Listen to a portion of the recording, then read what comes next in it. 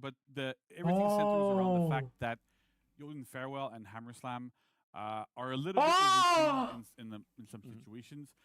Initially, we were feeling that like Jotun Farewell, which is the bash that you perform when you're in chains, we were comfortable with the fact 26. that it chained on miss specifically because it only chained into the chain zone. Right. And even though it's armored, you could always dodge attack and get into it and deal damage. So we're like, okay, it's okay. But then a lot of expectations from players were, and rightfully so, right? You're doing this move.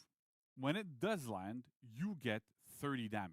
30 right? damage is nice, So just the remove. risk Oh, reward, what? proposition here was so heavily skewed into Yorm's favor that it kind of didn't really make a lot of sense. And so, yeah, it feels good when you're doing it, but it needed to be toned down a little bit so that we're I like, okay, we're in a understand, good position. but We have, like, it's a lot more balanced. And we also felt that we're like, okay, well, it's in chains. It's not the easiest bash to access. It's not, but at the end of the day, looking at the data, looking at player feedback, where all that went, we decided to make a change. So for first, is Jordan Farewell and no longer chains on miss, which means that oh if no, you man, correctly read that's dumb. 30 is that fine. Yorm is going to do that move, and you dodge, you get a guard break. Now, this might feel like a massive nerf, but let me tell you something. Tell me.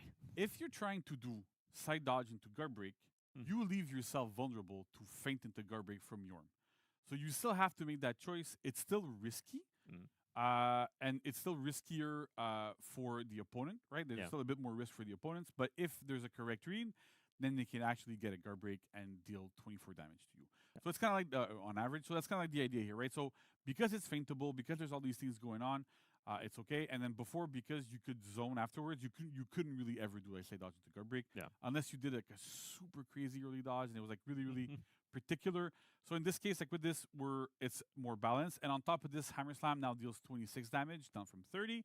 So in this case, it's if Yorm gets the correct read, lands the bash, he gets 26 damage. If your opponent gets the correct read, they get either a dodge attack or potentially a guard break into generally 24. So the risk reward proposition here is a lot different.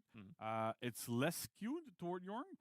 Typically, we've been doing a lot of stuff where aggression is very, very, very heavily rewarded. And so this is a bit of a nerf in this case. Should feel a bit better to play against. My peacekeeper gets 28. About this, so we're hoping that this is going to help there quite a bit. Right. So yeah, less skewed kind of feels like more balanced. Yeah, so right. Exactly. It's interesting. Interesting. Okay. Just need more balance. All right. Just a little. Okay. I don't think they needed the next Hammer up, Slam we have Scent. debuff. So we're aware. I'm just gonna start that there's a problem with tracking on Centurion when you do a light into a fully charged jab, and then you can sometimes like double dodge it or like all sorts of stuff. And if the answer was as simple as when somebody on the team, including me, I wonder if you can interrupt them now. something and it worked, we would have done it. Unfortunately, it's a tricky proposition. The way the move is built is different from other chargeable bashes. And because of that, it's a lot trickier. We're going to require animation. We're going to require a lot of different things to really flesh it out properly. So it's taking a bit more time than we wanted to fix it.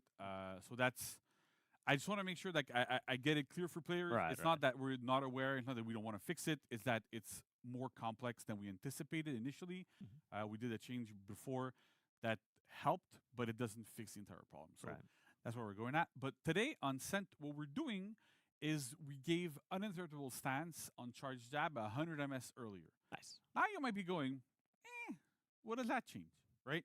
Well, it does change something quite a bit, actually, which is Centurion, like other heroes, when you did a light attack into a charged jab, that's the case when you took Hero, for example, you could get lighted out of the charged jab, right? Because the armor, like the uninterruptible stance, kicked in at 200 ms. Now that it kicks in at 100, if you go light into fully charged jab, your opponent just cannot light you out of it ever. So they actually do have to respect what you're going to be doing a little bit better. It's still commit full. You still have to commit to the attack. You still have to get into it.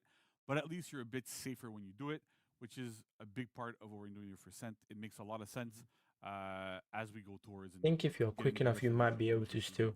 If you... So that's like a bit. It's a bit of a quality of life, but it also makes a big difference because now it's a lot safer to throw out lights and go into. I think it'll be fine. So respect the Scent now. Exactly. All right. That's and good. then last but not least, Nusha. So Oh, it's my girl. right, it's your girl, right? I love her so much. So Nusha, we had we're Oh! we're gonna nerf Caltrops. Oh no. So for a long time, I like that. Nusha was not super viable in Dominion. Yeah. Like in game modes where you can use feats. She's a very, very 1v1 centered hero. We've done some buffs to her so that like I she has like better that a trajectories lot. on her heavies and stuff. You can like, Man. defend yourself maybe a little bit more in group That fights. makes sense. Hit people externally. That's great. But at the same time, once we got her traps fixed, all of a sudden she's way stronger in 1v1, right? I have noticed. And this, yes. it's an interesting thing because those traps are like the better player you're facing, the stronger they are. Because better players tend to make correct reactions to everything, and she's built Everything. to defeat correct reactions. So that's kind of like that was like a big part of how we built Lucia back in the day. So that works well. But because she works so much better, Caltrops, which was I'm not biased or anything, but I think it was by far the best feat in the game. It beats out Corruption even as a tier 1. Beats out Fire Flask, beats out like Spear Storm, like all sorts of crazy feats. This beat them.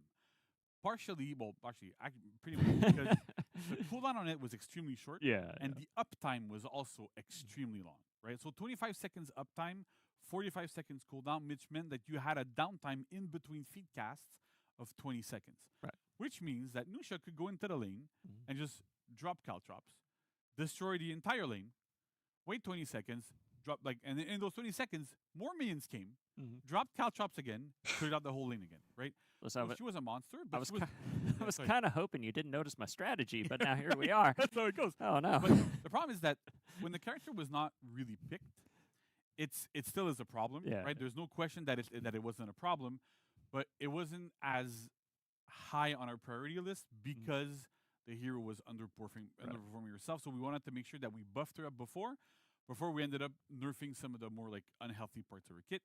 So with this, we've nerfed Caltrops significantly, but you'll see how it works. So basically now her cooldown for Caltrop is 90 seconds, so it's instead of 45, so it's Pretty double, much 75 double the now. cooldown, and it's now active for 15 seconds instead of 25.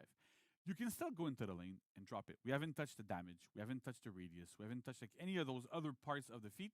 We really just worked on her cooldown and how long it's active for. So this way, you can still go use it like you were using it before. You just can't use it as often as you did before. Okay. You're tough but fair. I'm tough but You're fair. tough right? but that's, fair. All right, that's how it see goes. this. We're trying to like really make sure that this is more balanced. Yeah. It's been a comment we've been hearing from a lot of pro players Right. for a long time. It's true. And I remember we have some discussions like ongoing with some players, and when we did the Nusha testing grounds with the improved traps, their number one worry was, oh my god, Caltrops. Oh my god, Caltrops. Oh my god, Caltrops. Right? I kept getting messages from a bunch of people about this, and I get it, right? We wanted to give her like at least one season, like one TU, to kind of get into the groove. But now that we're there, it's time to. It was a beautiful TU. Yeah, it was a beautiful TU.